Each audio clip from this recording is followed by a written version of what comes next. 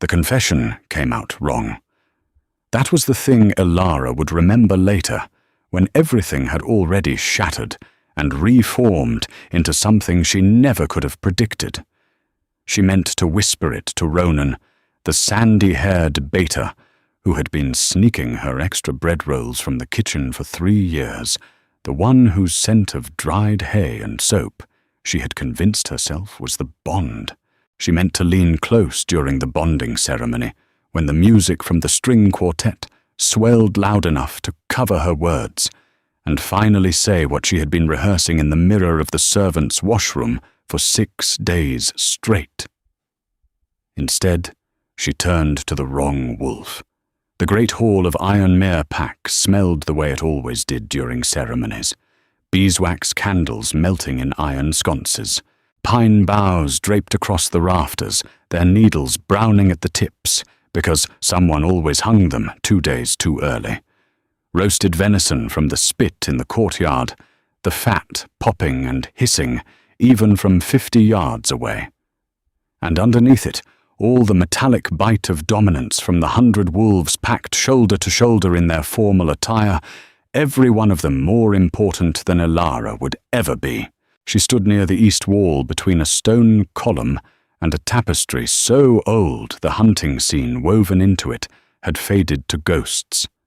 This was the spot the servants used, close enough to refill wine goblets, far enough to be invisible. Elara had perfected invisibility over the past 4 years since her mother died, and left her with nothing but a surname that made the Pack Council wince, and a position in the Ironmere Records Hall filing land disputes and water rights claims in a basement office that smelled like mouse droppings and cold ink. Records clerk. That was what the formal title said. What it meant in practice was that Elara spent her days copying territorial agreements in her careful hand, fixing the errors the senior clerks left, because they knew she would catch them, and eating her lunch alone at a desk pushed against a wall where the heating vent didn't reach. She hadn't eaten today. The ceremony preparation had started before dawn, and the kitchen staff had been redirected entirely to the feast. Elara's stomach was a fist clenching and unclenching beneath her ribs. She pressed her hand flat against it, willing it to be quiet, because the last thing she needed was for her body to betray her in a room full of wolves with supernatural hearing. Her dress was her mother's, dove-grey, hemmed twice because her mother had been taller. It fit wrong at the shoulders, too loose where Elara's collarbone jutted sharp beneath the fabric. She had lost weight again. The dress smelled like the cedar chest she kept it in, and beneath that something fainter. Lavender, her mother's soap. The bonding ceremony was not for her. It was never for someone like her. The ceremony was the annual ritual, where unmated wolves of status formally declared their intent to seek the bond, stepping into the center of the hall under the antler chandelier and announcing themselves to the pack. Elara was not of status. She was not even supposed to attend. But the Alpha of Ironmere, a heavy-jowled man named Aldrich, whose breath always smelled like the anise liqueur he drank from a flask he thought no one noticed, had required all pack members present for this particular ceremony. Because this year, the Alpha King was visiting. Elara had never seen the Alpha King. She had only heard the stories, the same ones every wolf in every pack had heard since childhood. Kyle Voss, youngest Alpha King in 3 centuries, earned the title not through bloodline, but through combat, killing the previous king's champion in a challenge that lasted 11 minutes and left the stone floor of the fighting pit cracked in 3 places. Ruled the 5 territories with an iron discipline that bordered on cruelty, or so the rumors went. Had never taken a Luna. Had never shown interest in taking one. His wolf was said to be black as a moonless night, so large that lesser wolves physically could not stop themselves from dropping to their knees in his presence. Elara did not care about the Alpha King. She cared about Ronan. Ronan was standing 12 feet away from her, near the wine table, wearing the navy jacket he only brought out for formal occasions. It had a small tear at the left cuff that he had tried to mend himself, and the stitches were uneven. Elara had noticed this 3 weeks ago, and had thought about offering to fix it for him. She had not offered. She never offered things to people because offering meant risking the specific expression she had seen on too many faces in this pack. The slight pulling back of the chin. The half-second pause before a polite refusal. The look that said, "I forgot you were here." But tonight she was going to tell him. The bond had been there for 2 months, or at least she was fairly certain it was the bond. Her wolf, the faint presence that most wolves felt as a roaring fire, but that Elara had only ever experienced as a low warmth behind her sternum, like coals banked for the night, had stirred when Ronan handed her a bread roll in the corridor outside the records office. His fingers had brushed hers. The warmth had flared. Her heart had done something complicated. She had stood there holding the bread roll for a full 30 seconds after he walked away, feeling the ghost of his touch on her fingertips and thinking, oh no, she was not supposed to have a mate. Omegas with wolves as weak as hers did not get mates. That was what Aldrich's wife Vera had told her at her mother's funeral, standing over the closed casket with a glass of white wine in her manicured hand. Some wolves are born to serve the bond, in others not to have it themselves. Be grateful you have a place here at all, Elara. Elara had been grateful. She had been grateful so hard and so long that gratitude had calcified into something that sat in her chest like a stone, smooth and cold and permanent. But the warmth when Ronan touched her, that had been real. The string quartet began the processional. Wolves of status stepped forward one by one, declaring themselves.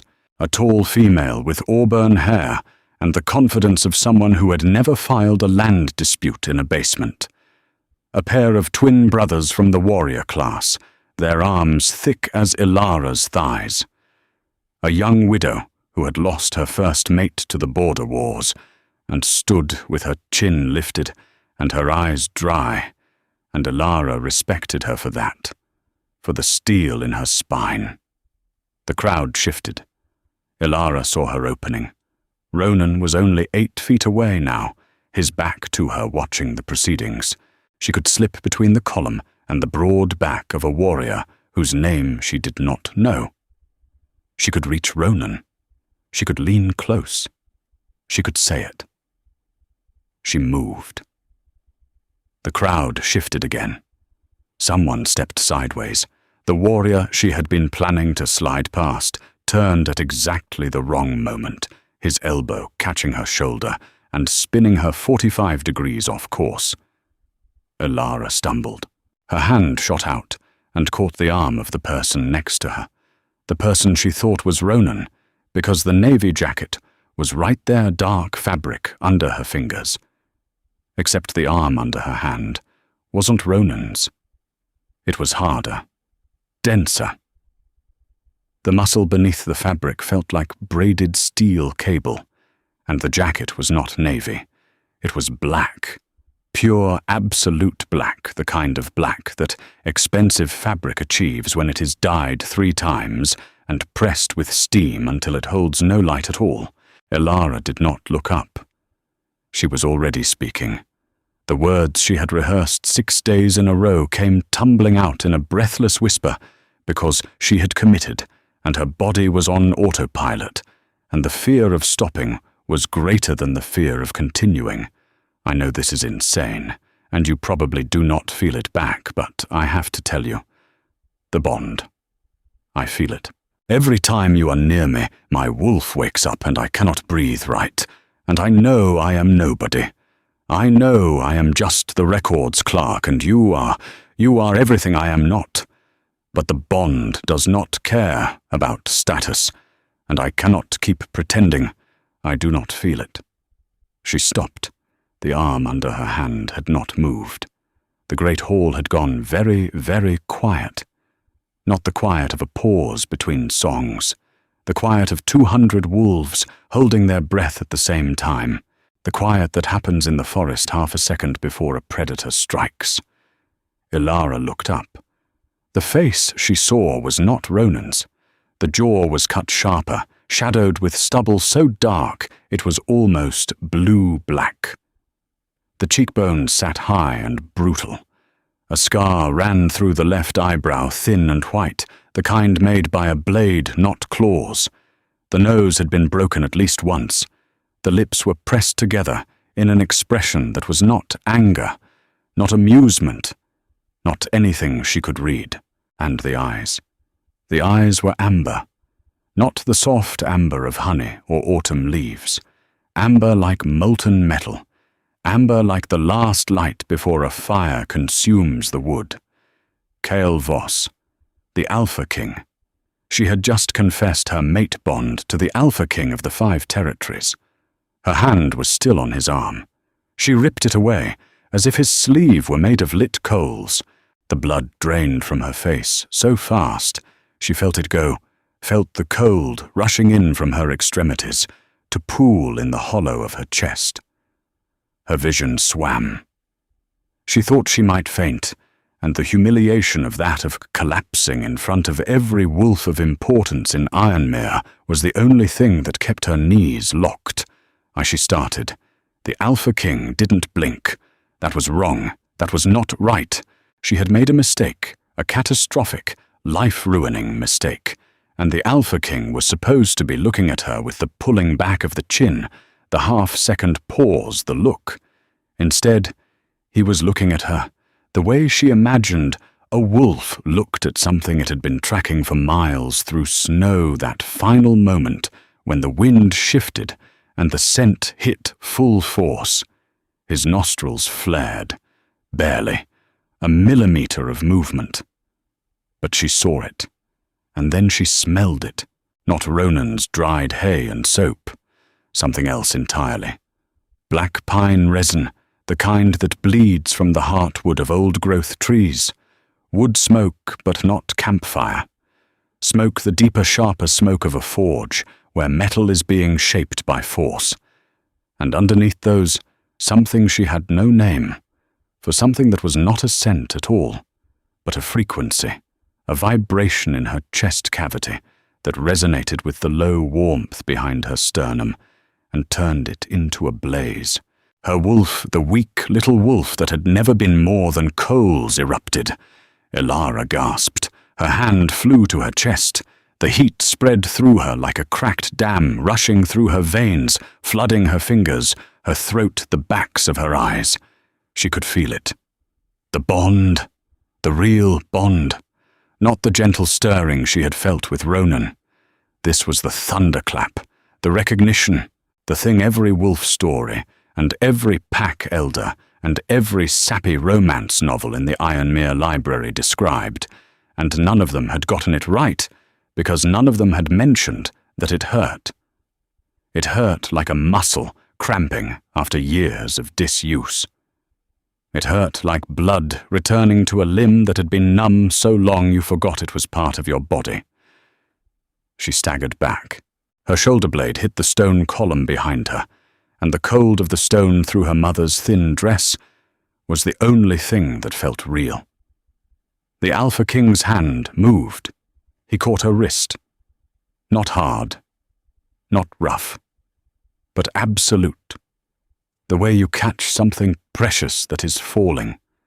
His fingers closed around the narrow bones of her wrist, and his thumb settled against her pulse point, and he held her there. Say it again. His voice was lower than she expected. Quiet, not the booming command of an alpha addressing a crowd. The voice of a man speaking to one person and one person only, and the 200 wolves in that hall might as well have been furniture. Ilara could not breathe. Her pulse was hammering against his thumb, and he could feel it. She knew he could feel it. And the knowledge that he was feeling her heartbeat while she was feeling his scent in her lungs was so intimate it made her dizzy. "I made a mistake," she whispered. "I thought you were someone else." Something shifted in those amber eyes. Not hurt, not anger. Something older, something she would later recognize as the expression of a man who had been waiting for something so long he had stopped expecting it, and the arrival of it, even wrapped in a stumbled confession to the wrong wolf, had cracked something open in him that he could not close again. "Your wolf," he said. His thumb pressed slightly harder against her pulse. "I can feel it. Can you feel mine?" It was not a question. And she could. Beneath the scent of pine resin and forge smoke, beneath the pressure of his fingers on her wrist, she could feel something massive and dark and patient pushing against the edges of her awareness. His wolf, not pushing to dominate, pushing to reach her, the way a dog presses its nose against a window when it sees its owner coming home. The comparison almost made her laugh, and the almost laugh almost made her cry, and the combination of those two things happening simultaneously in her chest was what broke through 4 years of calcified gratitude and quiet compliance. "Yes," she said. "I can feel it." The great hall exploded, not literally, but the murmur that swept through the crowd had the force of detonation.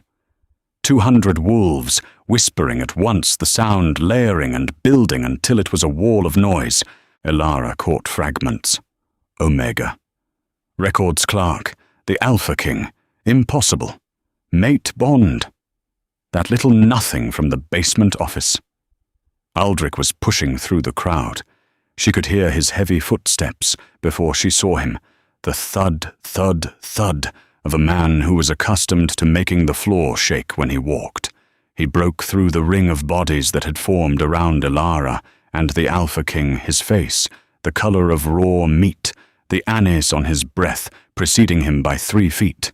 "Your Majesty," he said, and the obsequiousness in his voice was so thick it was practically visible. "I must apologize for this disturbance. This girl, she is. No one, she is a clerk in the records office. She has no standing. Her wolf is barely functional. She is confused. She does not know what she is saying. The bond does not manifest in wolves as weak as hers. Everyone knows this." The Alpha King had not released Elara's wrist. He turned his head to look at Aldrich, and the motion was slow, deliberate, the way a predator turns towards something that has made a noise in the underbrush, but does not yet warrant the full effort of pursuit. "Everyone knows this," the Alpha King repeated. His voice had not changed, still quiet, still pitched for one person, but the temperature in the hall dropped. Elara felt it. Every wolf felt it. The dominance that rolled off Kyle Voss was not a metaphor. It was a physical weight pressing down on the shoulders and the back of the neck, and Aldrich, who outweighed the Alpha King by 50 pounds, took an involuntary step backward.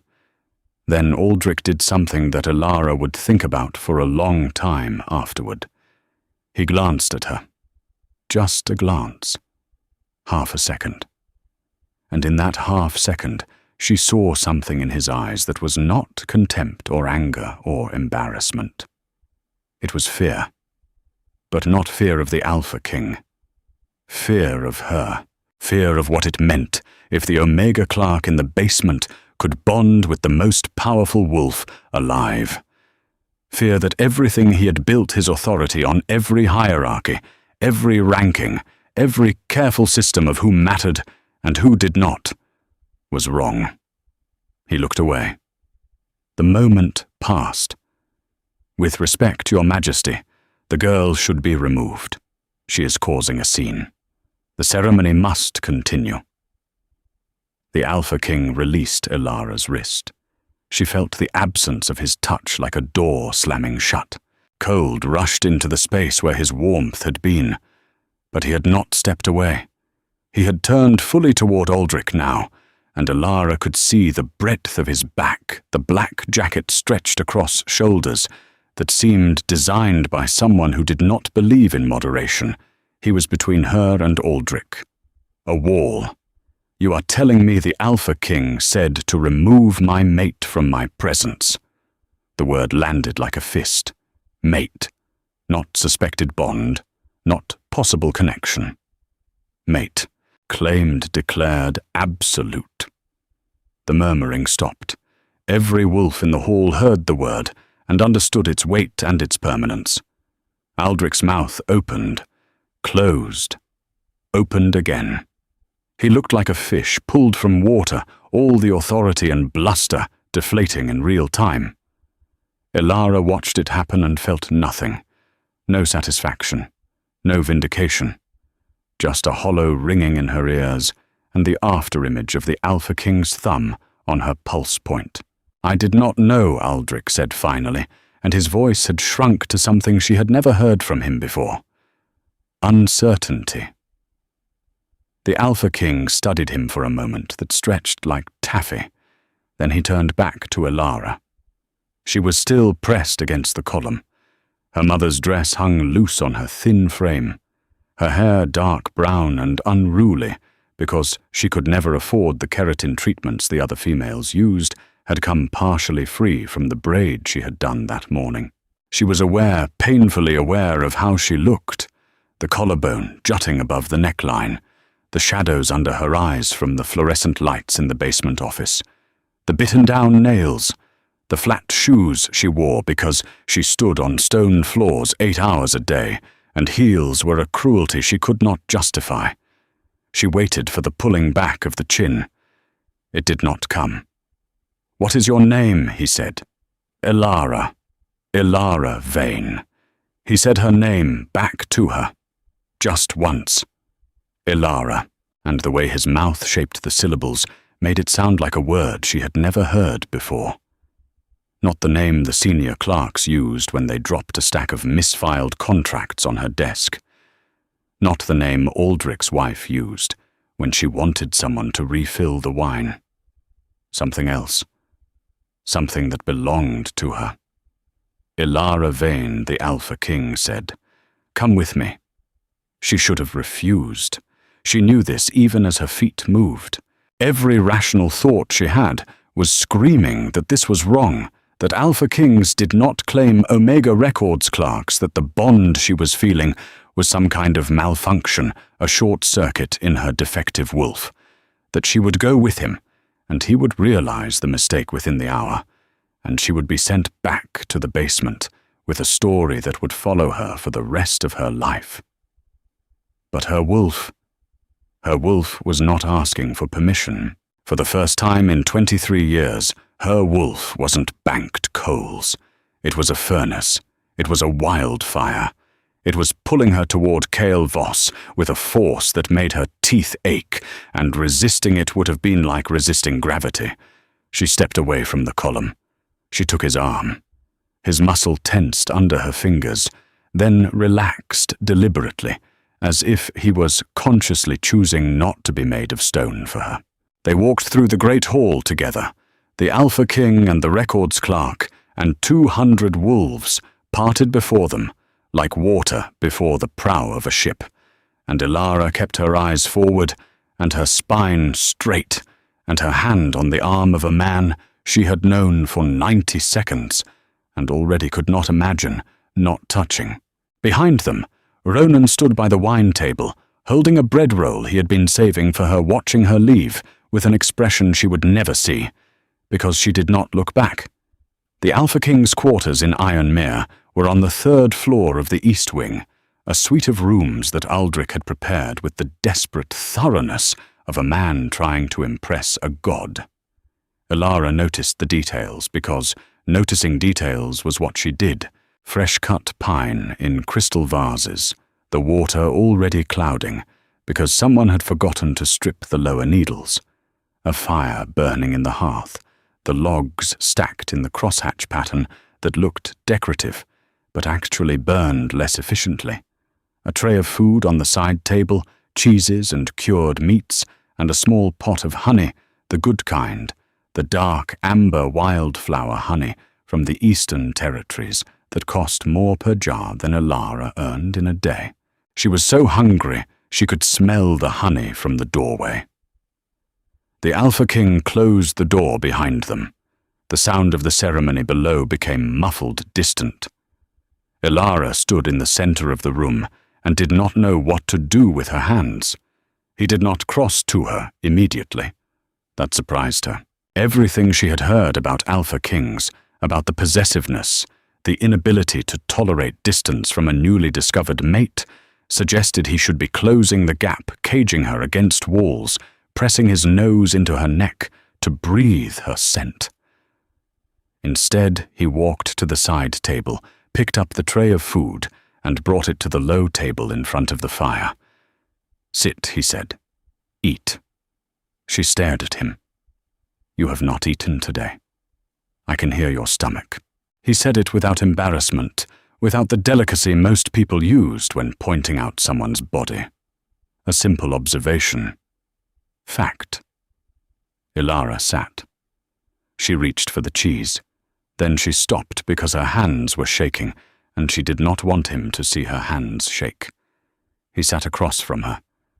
Not beside her. Across. A deliberate distance. He leaned forward and cut a piece of cheese with a small knife, placed it on a piece of dark bread, and pushed the plate toward her. She ate. The cheese was sharp and crumbly aged cheddar with crystals that crunched between her teeth. The bread was dense, seeded, still faintly warm from the oven. She ate 3 pieces before she realized she had not spoken. "Thank you," she said.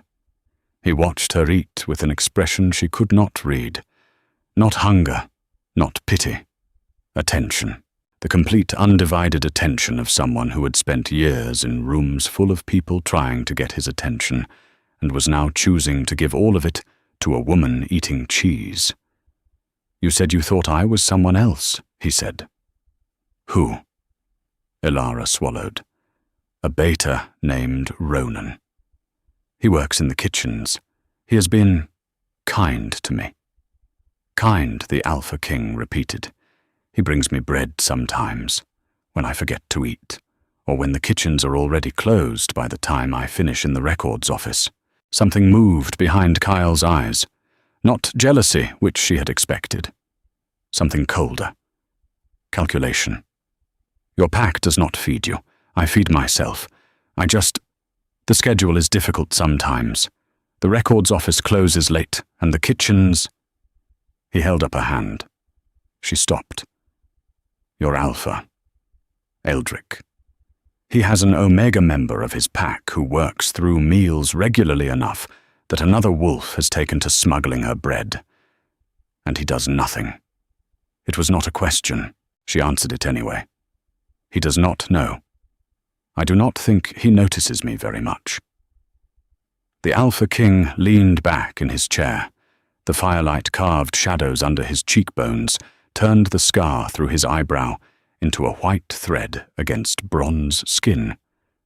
He looked, Elara thought, like a man doing math. Adding up offenses. Calculating a sum. "I notice you," he said.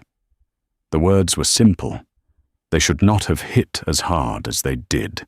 But Elara had spent 4 years making herself small, making herself quiet, tucking herself into corners and pressing against columns, and eating alone at desks near broken heating vents. 4 years of being the name no one called, unless they needed something filed.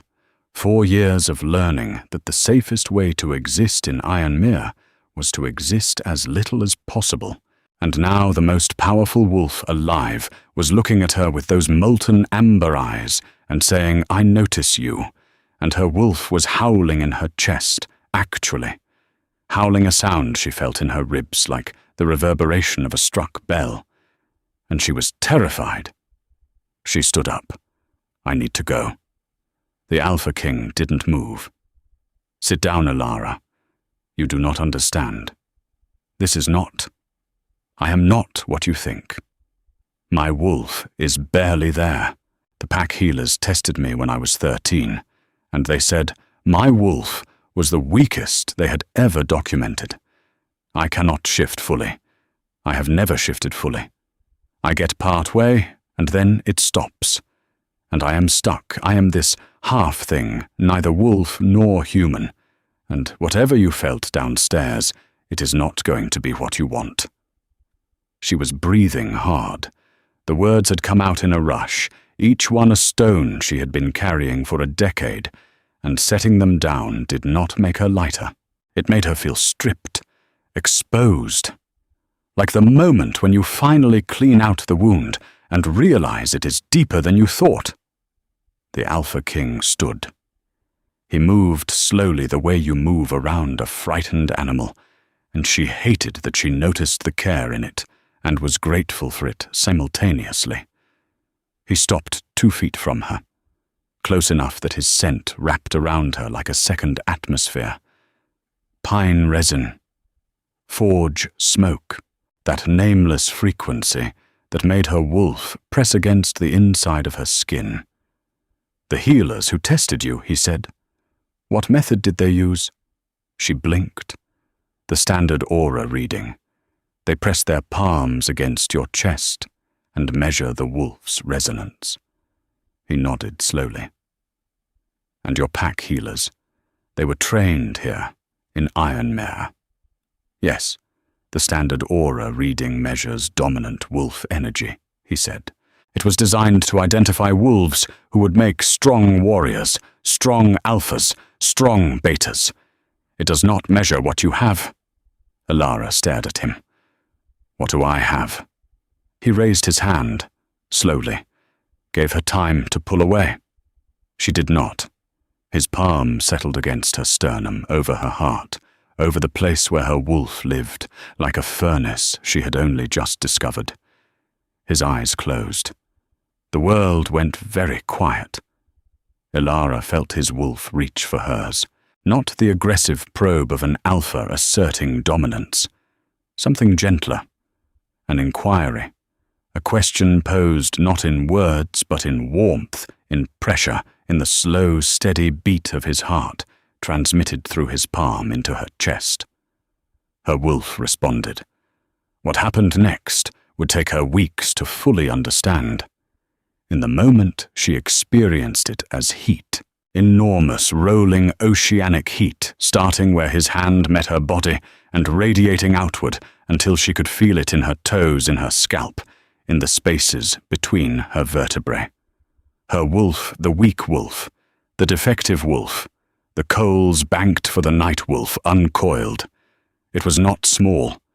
It had never been small. It had been compressed, folded in on itself like a fist clenched so tight the knuckles turn white. And now, under the Alpha King's touch, it was opening.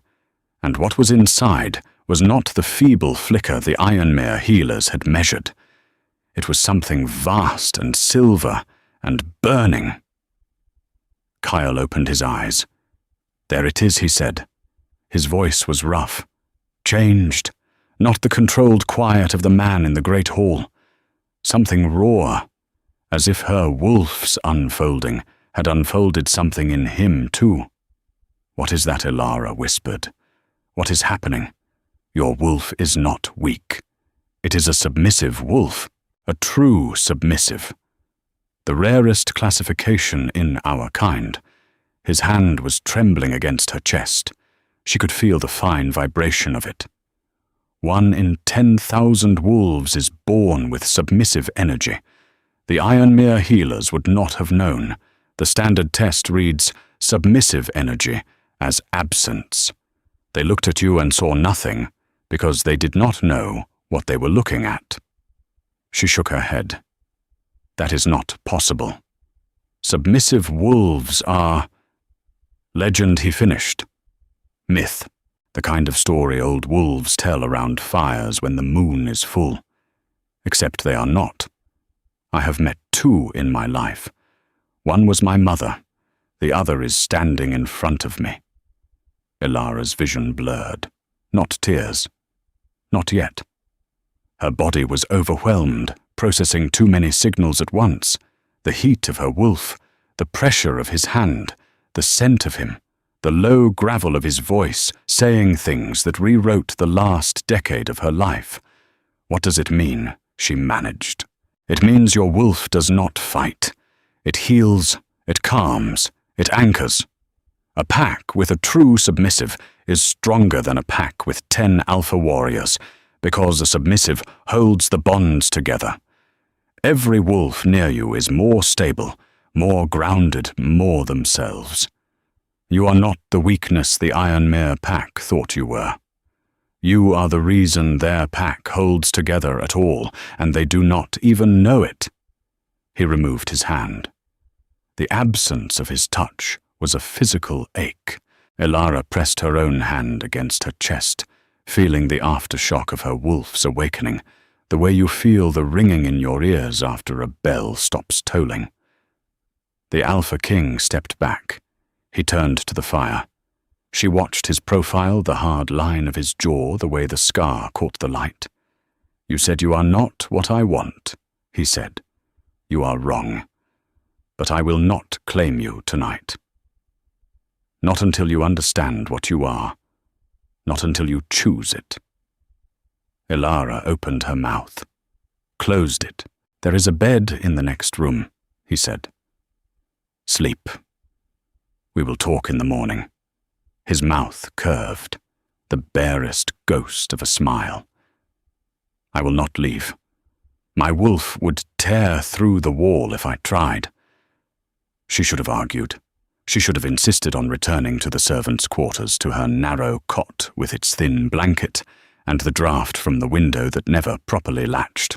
Instead, she walked into the next room, lay down on a bed that smelled like lavender and clean linen, and something else, something she was beginning to recognize as him, as the pine and forge and frequency that was Kael Voss. She pulled the quilt to her chin. She pressed her hand against her sternum, where her wolf burned like a star that had been waiting 23 years to ignite. She slept better than she had in 4 years. She woke to voices, not in the room, in the corridor outside. The Alpha King's voice, low and controlled, and another voice, female, sharp and brittle as snapped ice. Ilara sat up. Grey morning light filtered through the curtains. She was still in her mother's dress, wrinkled now from sleep, the dove-grey fabric creased in lines that mapped the shape of her body against the unfamiliar mattress. She rose and moved to the door, pressing her ear against the wood. "Cannot be serious." Vera's voice. Aldrich's wife. The Ironmere Luna. She spoke with the precise diction of a woman who had practiced removing her rural accent over many years, and sometimes under stress let a consonant slip. She is a nobody. Her mother was a border patrol medic who died of an infection she was too proud to treat. Her father was never even identified. She has no bloodline, no status, no... The Alpha King's voice cut in, clean as a blade through cloth. "You have 3 seconds to stop speaking about my mate." Silence. Then Vera lower, now controlled. "Your Majesty, I am not trying to offend. I am trying to protect you. The Ironmere pack has been loyal to the crown for 6 generations. We have provided warriors, resources, intelligence. And I am telling you respectfully that this girl is not what she appears. There have been anomalies." Ilara's blood went cold. She pressed closer to the door. "Anomalies," the Alpha King repeated. "Things that happen when she is present. Small things. Injuries that heal faster than they should. Disputes that resolve without intervention. Wolves who were on the edge of breaking bond, suddenly stabilizing. We noticed.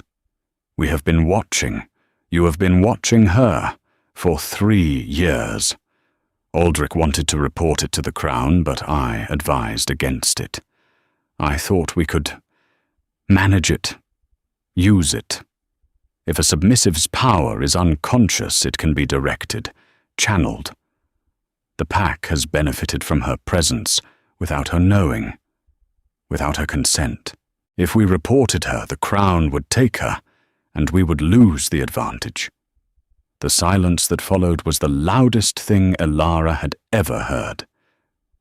So she was not ignored, the Alpha King said, and his voice had changed, again dropped into a register that was not anger, not the cold, controlled anger of a king, but something more dangerous. He sounded like a man who had just realized the full dimensions of a cruelty he had walked into the middle of. You knew what she was. You knew she was rare, and you kept her in a basement filing land disputes, underfed, alone, using her power without her knowledge, not because you did not see her, because you saw her too clearly and decided she was more useful, invisible. Your Majesty, get out! Steps. Fast, the click of heels on stone retreating, then silence again. Elara stood with her forehead against the door and her eyes closed and her hands shaking for the second time in 12 hours. 3 years. They had known for 3 years. Vera had known. Aldrich had known. And they had kept her small, kept her hungry, kept her in the dark, because a submissive wolf who did not know her own power was a submissive wolf who could be used. She thought about Aldrich at the ceremony, the half-second of fear in his eyes when the Alpha King claimed her. Not fear of Kael Voss, fear that the system was wrong. No, fear that the system was exposed, that the tool they had kept locked in the basement was being taken away. She opened the door. The Alpha King was standing in the corridor, his back against the opposite wall, his arms folded, his head bowed. He looked up when she appeared. The amber eyes were darker now. Stormlit, you heard, he said. Yes. He pushed off the wall. I am going to ask you a question. I need you to answer honestly. All right. Do you want to stay in Ironmere? She thought about it, really thought about it.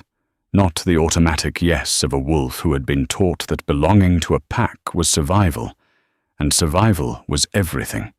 She thought about the basement office, and the cold ink, and the heating vent that did not reach her desk. She thought about Vera's precise diction carving her life into useful and useless. She thought about Aldrich's flask of Annie's liqueur, and the way he looked through her like she was made of glass. She thought about Ronan and his bread rolls, and his uneven stitches, and the gentle stirring she had mistaken for a mate bond, because she had never felt anything stronger. No, she said. I do not want to stay. The Alpha King held out his hand. Then come home. It took 3 days to reach Kyle's territory. They traveled by convoy, 4 black vehicles, with tinted windows moving through landscapes that changed from the flat farmland around Ironmere to dense pine forests to the mountain passes that marked the entrance to the capital territory. Elara sat in the back seat of the lead vehicle, with Kyle beside her, not touching a careful 8 inches between his thigh and hers on the leather seat. He gave her space. This continued to surprise her. On the first day, he asked her about the records office. She told him about the land disputes, the water rights, the territorial agreements she had copied in her careful hand, the errors the senior clerks left because they knew she would catch them. He listened with the same total attention he had given her while she ate cheese in his quarters, and when she finished he said, "You have read every territorial agreement between every pack in the Ironmere jurisdiction." "I suppose I have," she said. "I never thought about it that way." He made a sound that might have been a laugh, might have been something else. You have a better understanding of inter-pack legal frameworks than anyone on my advisory council. I am going to find that either very useful or very humbling. On the second day, they stopped at a roadside station to refuel. Elara went inside to use the restroom and found herself staring at her reflection in the cracked mirror above the sink. She looked different. She could not identify what had changed. Her face was the same. Her hair was the same. But something behind her eyes had shifted, like a lens clicking into focus. She realized it was her wolf. Still there. Still burning. Not the wild furnace of the first awakening, but a steady, warm glow, the kind of heat that meant the fire had found its fuel and would not go out. When she came back to the vehicle, Kyle was standing outside it, his phone pressed to his ear, speaking in a voice too low for human hearing. He saw her and ended the call. "Problem," she said. "Not for you." He opened her door. A challenge from a pack leader in the Northern Territory. Disputed border. He wants a formal audience. What will you do? Listen to him. Then show him the territorial agreement that proves he is wrong. I assume you have read it. She blinked. The Greymore-Ashfall Boundary Accord. Third revision. The River Clause. His mouth did the ghost of a smile thing. I rest my case. On the third day, an hour from the capital, Kyle's phone rang. He answered it, listened for 30 seconds, and his face changed. Elara had been watching the pine trees blur past the window. She turned to him and knew immediately that something was wrong. The temperature in the vehicle had dropped. Not literally, but his wolf, which she had been feeling as a constant warm pressure against her awareness, like a large animal resting against a door, had gone rigid. Alert. "What happened?" she said. Aldrich Kale said. His voice was the blade-through-cloth voice. He has declared Ironmere independent of the crown. Claimed I kidnapped a member of his pack. He said kidnapped. He said abducted. He is rallying the southeastern packs, claiming I took you by force, and that the bond is fabricated. The air left Elara's lungs in a rush. The bond is not fabricated. I know that. He looked at her. You know that. But the southeastern packs do not know you. They know Aldrich has been a reliable ally for 6 generations, and they know that an Alpha King claiming an Omega records clerk as his mate is from the outside suspicious. Elara pressed her palms flat against her thighs. The fabric of the dress she was wearing, one of the new ones Kyle had procured from somewhere between Ironmere and here, navy blue and warm, and fitting her properly for the first time in years, wrinkled under her grip. "What does he actually want?" she said. "He does not want me back. He does not care about me. He cares about what I can do. Yes, he wants the submissive power, the anchoring. He has been using it for 3 years, and he is afraid of what happens to his pack without it." Kyle nodded. Slowly. "Without you, the latent instabilities in his pack structure will surface within weeks. Bonds he has been holding together with your unconscious power will fracture. Wolves who stayed loyal because your presence dampened their aggression will start challenging his authority. So he will fight to get me back. He will try." They arrived at the capital as the sun was setting. Elara's first impression of Kale's home was not the massive stone fortress she had expected. It was a sprawling complex of interconnected buildings, old and new, woven together stone walls, giving way to glass atriums, ancient guard towers connected by covered walkways to modern wings with heated floors and windows that actually latched. It was a place that had been lived in and added to and repaired and loved for generations, and it showed in the mismatched stones and the doorways that were slightly different heights, and the garden in the central courtyard where someone had planted rosemary and thyme between the cobblestones. It smelled like home, which was impossible because she had never been here before. But her wolf recognized it. Her wolf settled into the scent of this place, like a body sinking into warm water, and the tension Ilara had been carrying in her shoulders since the phone call about Aldrich released slightly fractionally enough that she could breathe. The weeks that followed were the strangest of her life. Kyle installed her in quarters adjacent to his own, separate rooms, separate beds, a door between them that he left closed. She could feel him through the wall at night, his wolf pressing against the barrier between them like a tide against a seawall, and she pressed back, and they slept like that, separated by stone and plaster, and the decision he had made not to claim her until she chose it. He gave her access to the Royal Archives. This was, she suspected, partly strategic and partly a gift, and she didn't mind the duality. The archives were everything the Ironmere Records Office was not. Warm, well lit, organized by a system she recognized as a variant of the old territorial taxonomy, and immediately began improving. She spent hours there, reading agreements that spanned centuries, learning the legal architecture of the 5 territories, finding inconsistencies and redundancies that no one had noticed, because no one had ever read the full collection cover to cover. She also began to understand what she was. Cale arranged for a healer from the northern mountains, an old woman named Sable, whose white hair was braided with leather cords, and whose hands smelled like calendula oil and wood ash. Sable did not use the standard aura reading. She used a method Ilara had never seen, pressing her fingertips not to the chest, but to the temples, the wrists, the spaces behind the ears where the pulse ran closest to the skin. A true submissive Sable said, after an hour of examination, her voice carrying the careful weight of someone who understood the significance of what she was saying. The purest I have seen in 40 years of practice. Your wolf is not designed to fight child. It is designed to bind. Every wolf who spends time near you becomes more stable, more bonded to their pack, more able to resist the fractures that tear packs apart. You are living infrastructure. That sounds very romantic, Ilara said dryly. Sable laughed, a sharp, bright sound like a stone skipping across ice. It is not romantic at all. It is exhausting.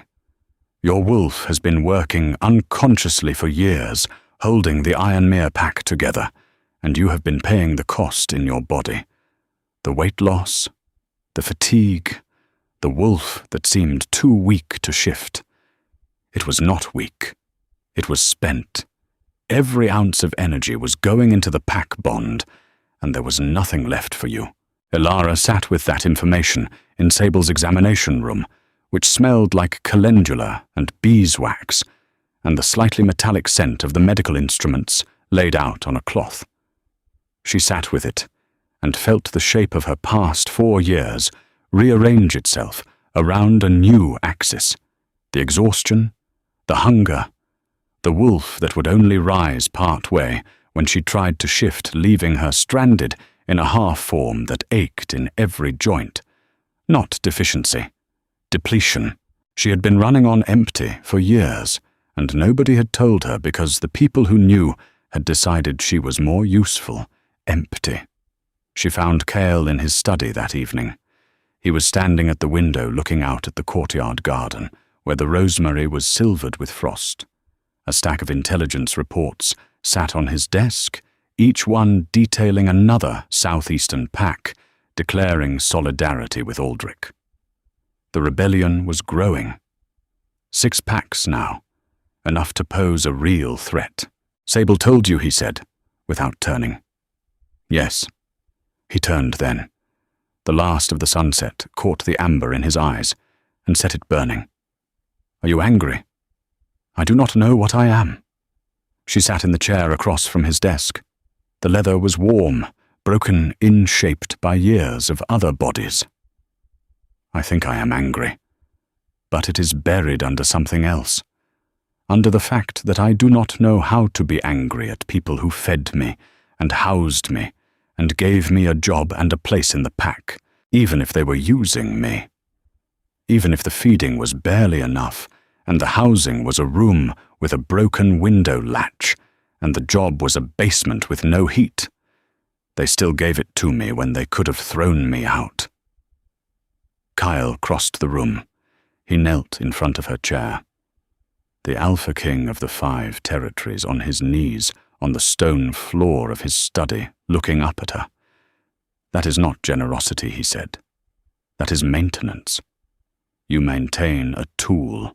You feed a tool enough to keep it functioning. You do not love a tool. You do not see a tool.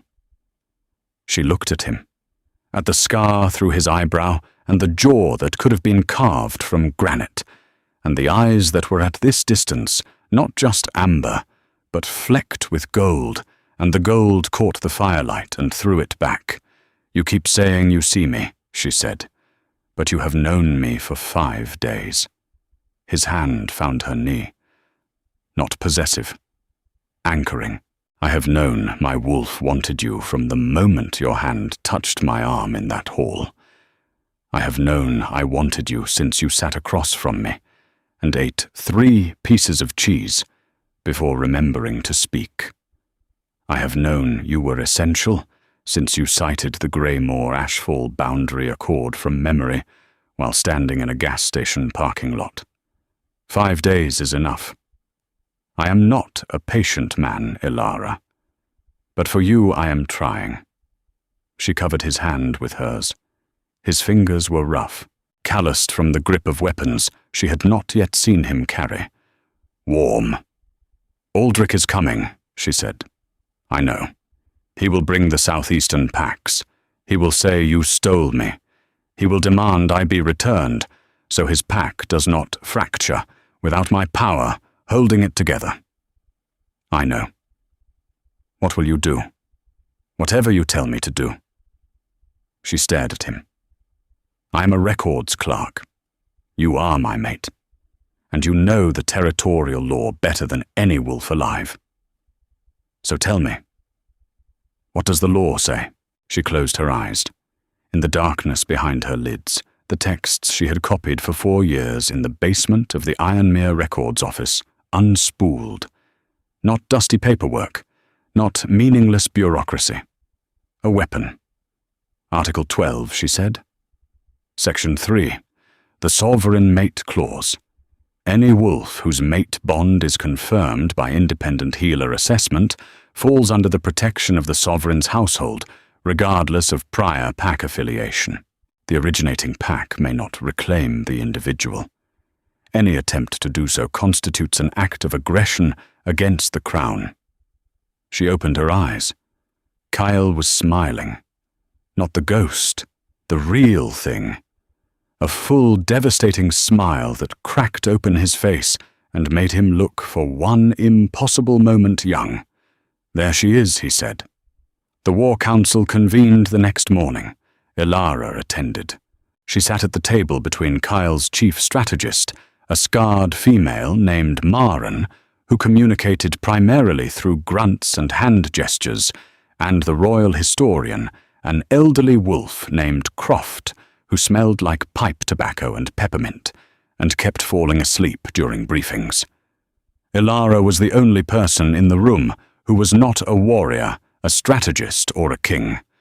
She was also the only person in the room who had read the relevant territorial agreements. Aldrich's legal position is based on the pack custodianship doctrine, she said, and 12 wolves stared at her. And she didn't care because her wolf was warm and steady and awake. He claims custodial authority over members of his pack. But the doctrine has an exception. Paragraph 7. A wolf who has been denied knowledge of their own classification by their custodial pack forfeits the pack's custodial rights. Ironmere knew I was a submissive. They concealed it from me. Their custodial authority ended 3 years ago. Silence. Maren grunted, approving. Croft woke up, looked at Elara, and said, "Who hired this woman? She is excellent." The legal argument was transmitted to the southeastern packs by messenger. 3 of the 6 recanted their support for Aldrich within 48 hours. The pack custodianship doctrine was foundational to their own authority structures, and the precedent of violating it terrified them more than Aldrich's promises. 3 packs remained, Aldrich's own and 2 others led by wolves who owed Aldrich personal debts or harbored ambitions that aligned with a fractured crown. They would not listen to legal arguments. They were coming. Cale prepared for battle. Elara watched from the study window as the courtyard filled with warriors in dark armor, their wolves barely contained beneath their skin, the air electric with the scent of aggression and adrenaline, and the metallic tang of weapons being sharpened. She watched Kyle move among them, and the way they responded to him was not the forced deference she had seen wolves give Aldrich. It was magnetism. They orbited him. On the night before the expected confrontation, Elara could not sleep. She lay in her bed, staring at the ceiling, listening to the sounds of a fortress preparing for war. Boots on stone, low voices, the distant clang of the armory, and through the wall the steady, massive presence of Kyle's wolf, pressing against the barrier, pressing toward her. She got up. She walked to the door between their rooms. She opened it. He was awake, sitting on the edge of his bed, shirtless, his elbows on his knees, his head bowed. The firelight painted his body in bronze and shadow, and she saw the scars. Not just the one through his eyebrow. Dozens. A map of violence written across his skin, his ribs, his shoulders, a long, ragged line down his left side that must have nearly killed him. He looked up. "I cannot sleep," she said. "Come here." She crossed the room. She sat beside him on the bed. His body radiated heat like a banked furnace, and her wolf leaned into it, pressed against his wolf through the thin barrier of their skin, and the sensation was relief, so profound it bordered on pain. "If something happens tomorrow," she started. "Nothing is going to happen to you." "I was going to say, if something happens to you." He turned his head. Those amber eyes, close enough to see the gold flecks, close enough to count them. "Nothing is going to happen to me either," he said. "You are going to fight." "Yes. You could be hurt. I have been hurt before." She reached out and touched the scar on his ribs, the one that must have nearly killed him. His skin jumped under her fingers, a flinch he could not control, and she felt his wolf surge forward, not aggressive, but desperate, desperate for her touch, the way a drowning man is desperate for air. "This one," she said. "What happened? Challenge fight." 6 years ago, the previous king's champion had a poisoned blade. He got one cut in before I broke his neck. The poison almost finished what the blade started. I spent 3 weeks in a healer's tent, and my wolf nearly went feral from the pain. And now you are going to fight again. I am always going to fight Elara. That is what I am. His hand covered hers where it rested on his scar. But I have never had something to come back to before. So I am going to be more careful than I have ever been. She leaned into him. Her head found the hollow between his neck and his shoulder, and his scent surrounded her, pine resin and forge smoke, and the thing that was not a scent, but a frequency. And she breathed him in and felt her wolf settle like a lake when the wind dies. They stayed like that. Not kissing, not claiming, just breathing together in a dark room on the edge of a war. In the morning, Elara made a decision. She found Sable in the medical wing, sorting herbs into glass jars with the efficiency of someone who has done the same task 10,000 times. "Can I use it consciously?" Elara said. "The submissive power. Can I direct it?" Sable's hands stilled. You have been using it unconsciously for years. I want to use it on purpose. I want to know what happens when I push.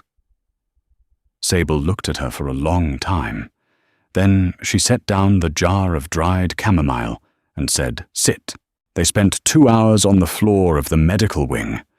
Sable taught her to feel for the edges of her power, the way a swimmer learns to feel for the current. It was not a force. It was not a weapon. It was the opposite. It was a gravity, a pull, the ability to reach into the bond structure of a pack and either stabilize it, or if necessary, unravel it. "Unravel," Elara repeated. Sable's old eyes were steady. A submissive can hold bonds together, but if you push in the other direction, you can expose every fracture, every fault line, every place where a bond is held by fear rather than loyalty. You do not break the pack. You show the pack what it really is. And if what it really is, held together by force instead of trust, then the showing is enough. Elara felt the weight of that settle into her. Not power, responsibility. The difference between a weapon and a mirror. They came at noon. Aldrich's forces arrived at the mountain pass below the capital. 3 packs, strong 200 wolves in shifted form, their howls echoing off the granite walls and reverberating through the fortress. Elara stood on the rampart and watched them come a dark tide flowing through the pines, and she felt distantly the bonds that held them together. Aldrich's pack was a knot of fear and habit, and the 3-year-old threads of her own unconscious power, fraying now, unraveling at the edges. The other 2 packs were simpler. Ambition and debt. Fragile alliances built on promises, not trust. Kyle stood beside her, already half shifted his eyes, pure amber. His hands lengthened into claws he had not bothered to retract. His wolf was enormous, even in half form, a dark pressure that made the air around him vibrate. "Stay here," he said. "No." He looked at her. The word surprised him. She could see it in the micro-movement of his eyebrows, the slight widening of his amber eyes. "I am not going to fight," she said. "But I am going to end this. Let me come with you to the pass." His wolf growled, not at her, at the situation, at the fundamental conflict between the urge to lock her in the safest room in the fortress and throw away the key and the recognition that she was not asking for permission. "If anyone touches you," he said, "I know. If anyone gets within 10 feet of you, I know." He exhaled, hard, through his nose, the sound of a man overriding every instinct he possessed. Then he offered her his arm, and she took it, and they walked down from the rampart together. The confrontation at the mountain pass would be told and retold in every pack for the next 100 years, and each retelling would get the details slightly wrong, so here is what actually happened. Kyle and Elara walked into the pass together, flanked by his warriors, but ahead of them, visible, exposed. Aldrich saw them and shifted to human form, because even he was not stupid enough to face the Alpha King as a wolf. He stood at the head of his forces, naked and sweating, in the cold mountain air, his heavy body steaming. "Return what is mine," Aldrich said. Kyle did not respond. He looked at Elara. She stepped forward.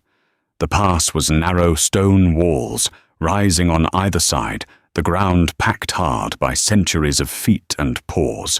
The wind came down from the peaks and cut through her clothing, and she did not care. Her wolf was awake, fully awake. Not the furnace of the first night. Something calmer. "A son." "Aldrich," she said, her voice carried in the acoustic tunnel of the pass. "You knew what I was." He said nothing. "You knew I was a submissive.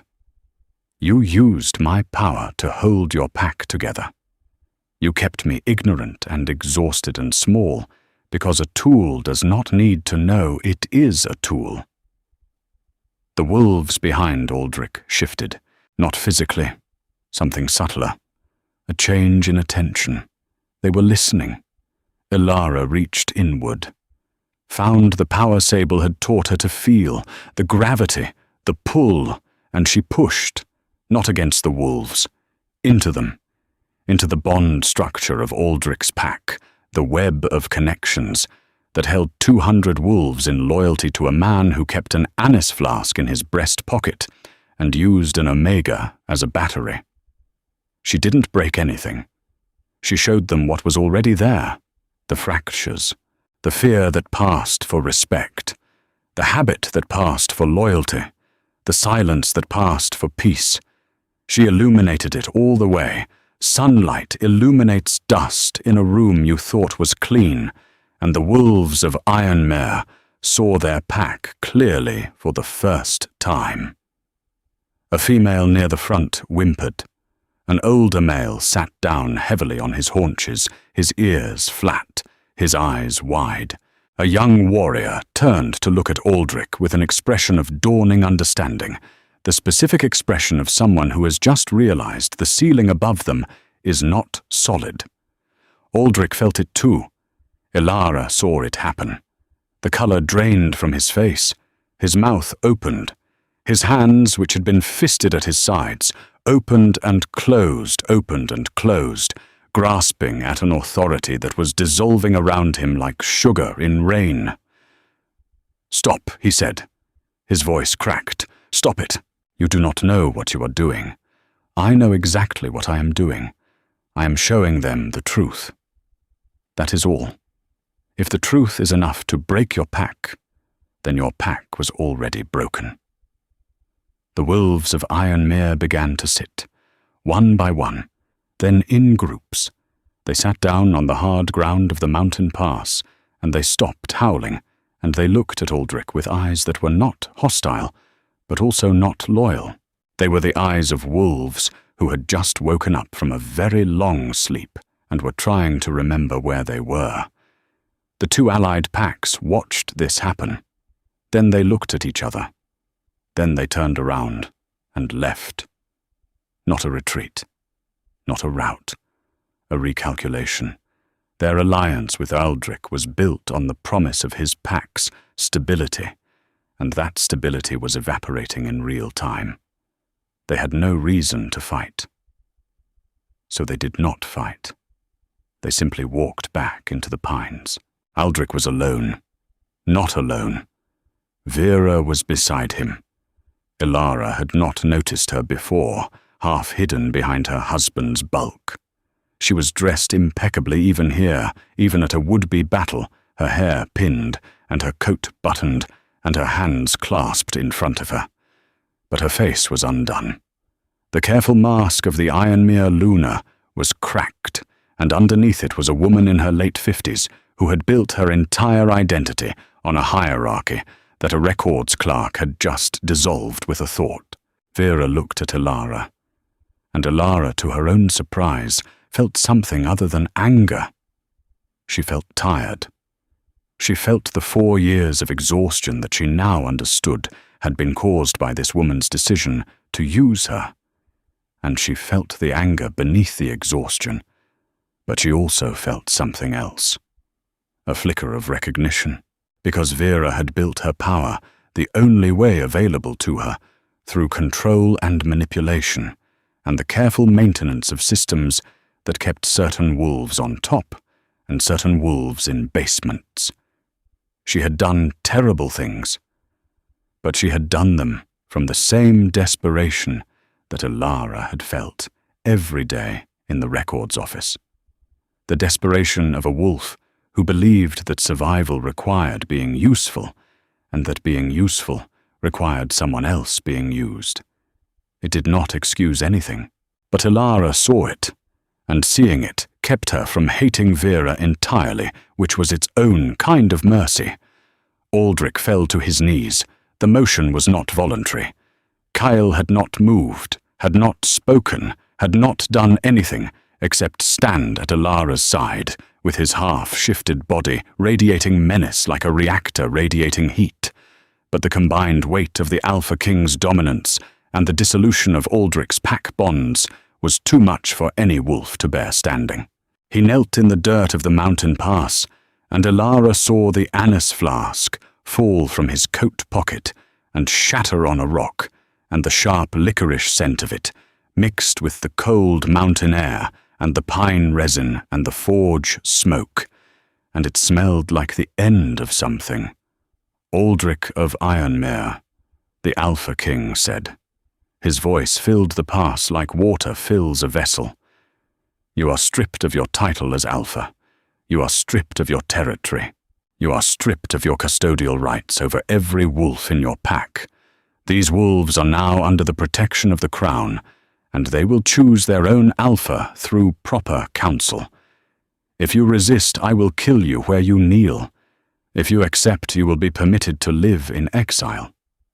Choose. Aldrich looked up. His eyes found Elara's, and in them she saw the thing she had seen in the great hall, the fear. But now it was different. Now it was the fear of a man who understood finally and completely that the wolf he had kept in a basement was the most powerful person in the pass. I accept, he said. It was over. Not neatly. Not cleanly. Wars never end cleanly, even wars that consist of a single confrontation in a mountain pass. There were weeks of negotiation, pack restructuring, new alliances to forge. The Ironmere wolves who had sat down in the pass needed a new Alpha, and the process of selection was messy and contentious, and required Elara to spend 4 days mediating disputes in a stone hall that smelled like wet wool and frustration. But it was over. On the evening of the 7th day, after the confrontation, Elara found Kyle in the courtyard garden. He was kneeling in the rosemary of all things, pulling weeds from between the cobblestones with his bare hands. The Alpha King, pulling weeds, his claws were retracted, his fingers were dirty. He looked in the golden late-afternoon light like a man rather than a king. She sat down on the cobblestones beside him. The rosemary smelled sharp and green and alive. I want to choose, she said. He stopped pulling weeds. He did not look at her. I am choosing you, she said. Not because of the bond. Not because my wolf is pulling me toward you so hard I feel it in my teeth. Not because you are the Alpha King and I am a submissive, and the political implications are significant. I am choosing you because you sat across from me and watched me eat cheese, and did not look away. Because you slept on the other side of a wall for weeks and never opened the door. Because you knelt on a stone floor and asked me what I wanted, instead of telling me what I was. I am choosing you, Kyle Voss, and I would like you to claim me now. He looked at her then. The amber eyes, the gold flecks, the scar through the eyebrow and the broken nose and the jaw that could have been carved from granite. He looked at her, and his expression was the one she had seen in the great hall, the expression of a man who had stopped expecting the thing he was waiting for, and then it arrived anyway. He took her face in his dirty hands, soil against her cheekbones, the rough calluses of his fingers against her jaw. He leaned forward and pressed his forehead to hers, and she could feel his wolf, the vast, dark, patient thing, pressing against hers with a force that was not dominance, was not possession, was something she had no word for, except recognition. He kissed her. It was not gentle. It was not brutal. It was thorough. The kind of kiss that catalogues, lips, tongue, the sharp inhale through the nose, the taste of him black tea, and something warmer the way his hand slid from her jaw to the back of her neck and held her there, not trapping but steadying. When he pulled back, his eyes were pure wolf, amber gone to gold. He turned her head gently, exposing the curve of her neck where it met her shoulder. She felt his breath on her skin. Hot, measured, controlled. She closed her eyes. His teeth broke the skin. The pain was brief and bright and clean, like the snap of a cold morning. And then it was gone, replaced by something that was not pain at all. The bond crystallized. She felt it lock into place, a structure, a bridge, a permanent architecture between her wolf and his, between her heartbeat, and his between everything she was and everything he was. She could feel his pulse in her own veins. She could feel his wolf settling around hers like a hand, closing around a flame, not to extinguish it, but to shield it from the wind. He held her for a long time afterward.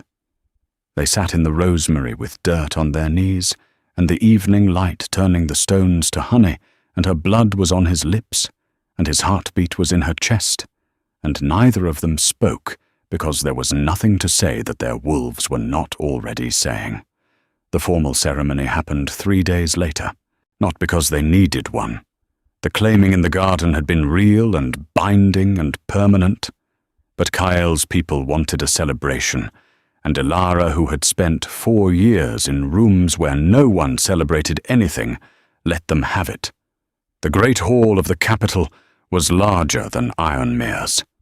Higher ceilings, older stones. The antler chandelier was replaced by iron candelabras that held 100 beeswax candles each, and the light they cast was warm and golden and made every wolf in the room look like they were wrapped in amber. Elara wore a dress that was not her mother's. It was white. Simple. It fit her properly at the shoulders, at the waist, at the places where her body was beginning to fill out, because she was eating 3 meals a day and sleeping through the night, and her wolf was no longer depleting itself, holding someone else's pack together. She stood beside Kale at the center of the hall. His hand was on the small of her back. His thumb moved in slow circles against her spine, and she could feel his wolf purring through the bond, a vibration she would feel for the rest of her life. The pack knelt, not because they were forced, because they chose to. 200 wolves acknowledging their Luna with bent knees and lowered heads, and the soft, unanimous exhale of a pack settling into place. Elara looked out at them. She felt their bonds, everyone, each unique, each a thread in the web that made them a pack, rather than a collection of individuals.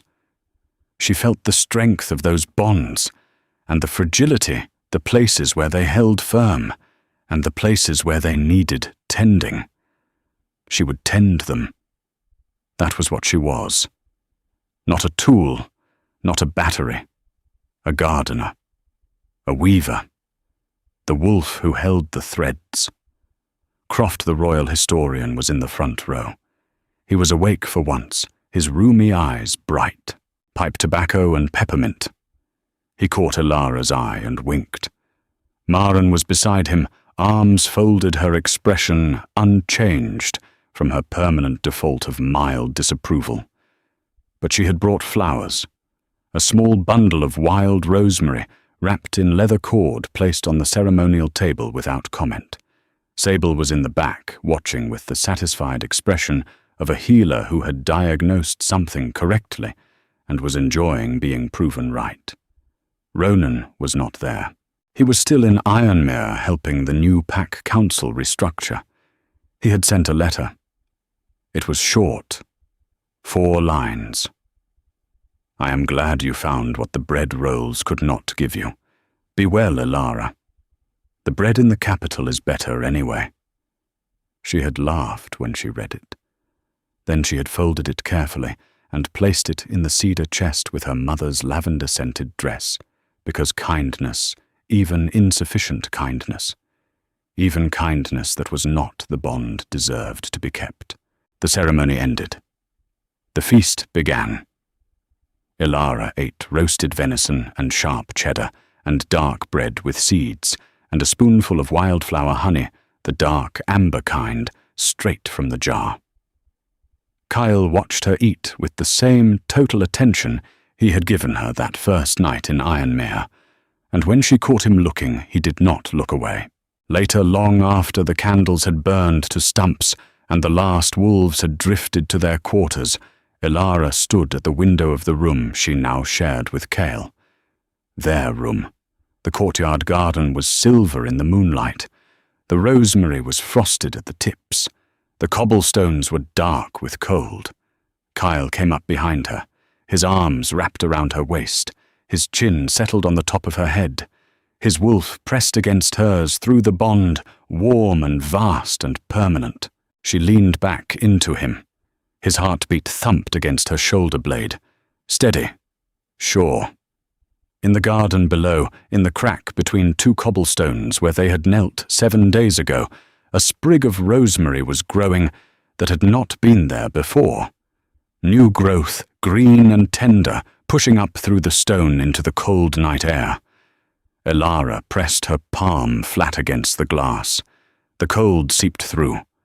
Behind her, Kyle's warmth held. She did not say anything. She did not need to. Her wolf said it for her, a low, steady hum that resonated through the bond and settled into the stones of the fortress and the roots of the garden and the bones of every wolf sleeping within its walls. Home,